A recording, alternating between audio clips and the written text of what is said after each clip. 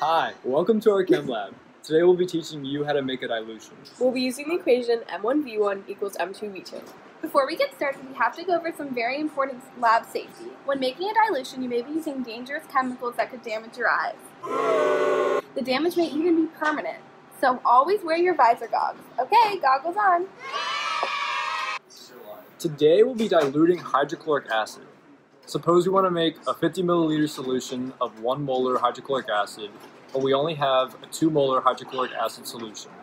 How many milliliters of the 2 molar hydrochloric acid do we need to get what we want? The equation M1V1 uses the molarity and volume of one solution to find the molarity and volume of a dilution. The volume and molarity we want to get, 50 milliliters of 1 mole hydrochloric acid, will be the M1 and the V1. We'll use 2 molar hydrochloric acid solution as M2, and V2 will be the variable we want to solve for.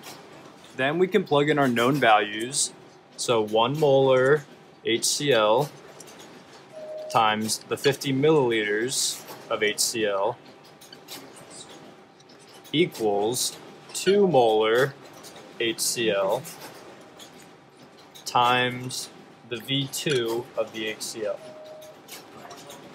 Then solve for the unknown variables. So our 50 molar times milliliters of HCl equals 2 molar HCl times the V2 of the HCl. And we find that after the molarity units cancel out, we are left with 25 milliliters of HCl equaling our V2. So after doing these calculations, we know that to get 50 mils of a 1 molar solution from 2 moles of hydrochloric acid, we need to get 25 mils of hydrochloric acid and 25 mils of water. By adding water, you are diluting the hydrochloric acid to make it 1 molar and get the correct volume. To measure a substance with this volume, we recommend that you use a volumetric flask. Now you're all set to go ahead and make the dilution. So, measure 25 milliliters of the 2 molar HCl in a graduated cylinder.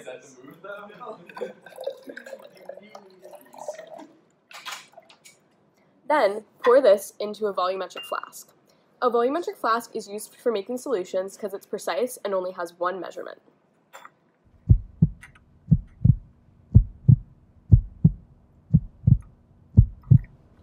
Then, add 25 milliliters of water.